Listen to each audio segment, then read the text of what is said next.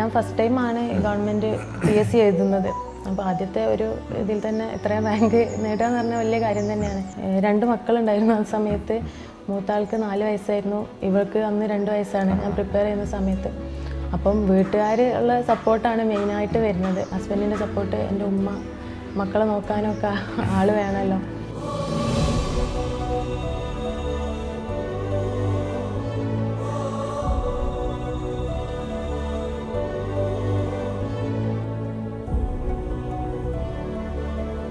Food safety officer main rank ലിസ്റ്റിലുള്ള ആൾക്കാരെ ഓരോരുത്തരായിട്ട് നിങ്ങൾ പരിചയപ്പെട്ടുകൊണ്ടിരിക്കുകയാണ്. ഇന്ന് നമ്മളോടൊപ്പം ഉള്ളത് 52ാം റാങ്ക് ഹോൾഡറായിട്ടുള്ള മാജിദ ഇ ആണ്. മാജിദ ബാക്ക്ഗ്രൗണ്ട് വന്നിട്ട് ഞാൻ ഹോമിയോപ്പതിയാണ്, BHMS. Okay homeopathy doctor Majida. നമ്മുടെ ഒരു മേഖലയിൽ ഓപ്പർച്യൂണിറ്റീസ് താരതമ്യം കുറവാണല്ലേ? അതെ. ഹോമിയോപ്പതി ആകുമ്പോഴത്തേക്കും ഗവൺമെൻറ് ഓപ്പർച്യൂണിറ്റീസ് കുറവാണ്. മെഡിക്കൽ ഓഫീസർ എന്ന് പറഞ്ഞിട്ട് 3 വർഷത്തിൽ നമുക്ക് പോസ്റ്റ് വരാറുണ്ട്, അതല്ലാതെ വേറെ ഒന്നുമില്ല. ഓക്കെ, അപ്പോൾ നമുക്ക് എല്ലാവർക്കും പറ്റുന്ന ചില ഓപ്പർച്യൂണിറ്റീസ് ആണ് സെൻട്രൽ ഫുഡ് സേഫ്റ്റി ഓഫീസർ, അതുപോലെ ഫുഡ് സേഫ്റ്റി ഓഫീസർ, അതുപോലെ ഓപ്പർച്യൂണിറ്റീസ് മെഡിക്കൽ ബാക്ക്ഗ്രൗണ്ടുള്ള ആൾക്കാർക്ക് പറ്റുന്ന ഓപ്പർച്യൂണിറ്റിയാണ്. അപ്പോൾ ഇത് വന്നപ്പോഴത്തേക്ക് എന്തായിരുന്നു നമ്മുടെ ഒരു രീതി? ഫുഡ് സേഫ്റ്റി ഓഫീസർ നോട്ടിഫിക്കേഷൻ വന്ന സമയത്ത് നമുക്കും കൂടി പറ്റുന്ന ഒരു ഇതാണല്ലോ. അപ്പം നമ്മൾ യൂട്യൂബിലാണ് ഫസ്റ്റ് ഇത് സെർച്ച് ചെയ്യുന്നത്. അപ്പം അന്നേരമാണ് ശ്യാം സാറിൻ്റെ ക്ലാസ് അതിൽ കാണുന്നത്. അപ്പോൾ ആദ്യം ഈ ഡയറി ടെക്നോളജിയിലെ കുറച്ച് ക്ലാസ്സസൊക്കെ നമ്മളിങ്ങനെ കണ്ടു നോക്കിയപ്പം ആദ്യം ഇത് അപ്ലൈ ചെയ്യണം എന്നുള്ള ഒരു ഇതൊന്നും ഉണ്ടായിരുന്നില്ല. അപ്പോൾ ക്ലാസ്സൊക്കെ കേട്ടപ്പം കുറച്ചുകൂടി ഇൻട്രസ്റ്റിംഗ് ആയി തോന്നി. അങ്ങനെയാണ് ഇത് അപ്ലൈ ചെയ്തത് തന്നെ സാറിൻ്റെ ക്ലാസ് കണ്ടിട്ടാണ്.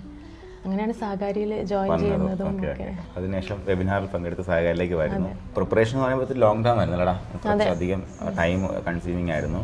പക്ഷെ അത് നമുക്ക് അതിൻ്റെ പ്രയോജനം നമുക്ക് വന്നിട്ടുണ്ട്. കാരണം നമുക്ക് ആ ടോപ്പിക്ക് നന്നായിട്ട് ആ സമയത്ത് തന്നെ കവർ ചെയ്തെടുക്കാൻ പറ്റിയിട്ടുണ്ട്, റിവിഷൻ സ്റ്റാർട്ട് ചെയ്യാൻ പറ്റിയിട്ടുണ്ട്. എന്നാലും ഇതൊരു അച്ചീവ്മെൻറ്റ് തന്നെയാണ് നമ്മളെ സംബന്ധിച്ച്.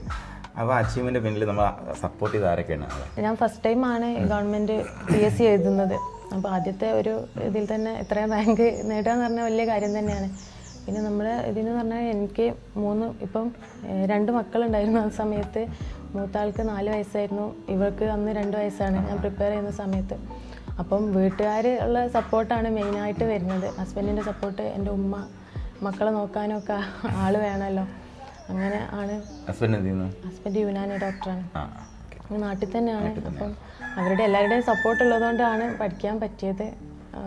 അപ്പോൾ ഉറപ്പായിട്ടും നല്ലൊരു ഫാമിലി സപ്പോർട്ടിന് കിട്ടിയ ഒരു വ്യക്തിയാണ്.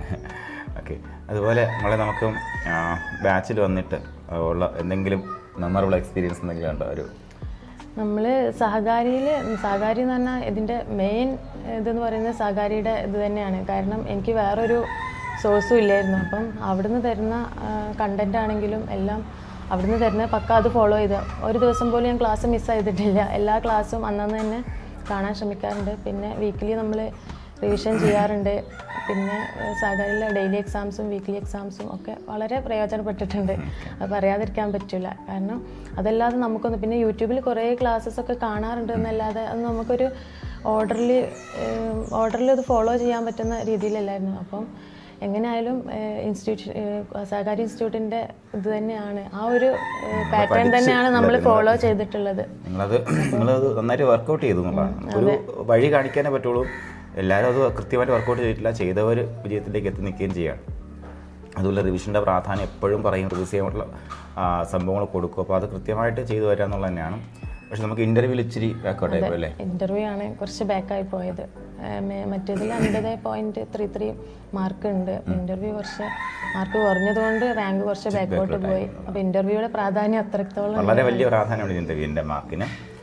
2 മാർക്കും കൂടെ എക്സ്ട്രാ വന്നെങ്കിൽ ഒരു 20ൻ്റെ റേഞ്ചിൽ വന്നതിനെന്നുള്ളതാണ് മറ്റൊരു പ്രത്യേകത. അപ്പോൾ നിങ്ങൾ ഇതുപോലുള്ള പരീക്ഷകൾ പ്രിപ്പയർ ചെയ്യുമ്പോൾ എല്ലാ കാര്യങ്ങളിലും നല്ല ഇമ്പോർട്ടൻസ് കൊടുത്ത് പ്രിപ്പയർ ചെയ്യണം. വളരെ ഇമ്പോർട്ടൻ്റ് ആണ്.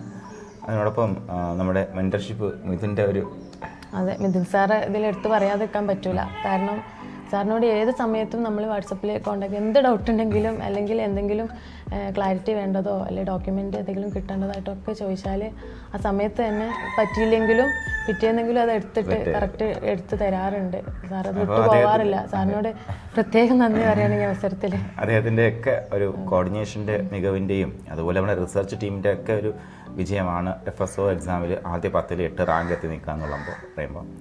അപ്പോൾ ഇനി വരുന്ന പരീക്ഷകൾക്കെല്ലാം വരുന്ന ഉദ്യോഗാർത്ഥികൾക്ക് എല്ലാവർക്കും വിജയാശംസ നേരുകയാണ്. മാജിദിയോടൊപ്പം താങ്ക് യു.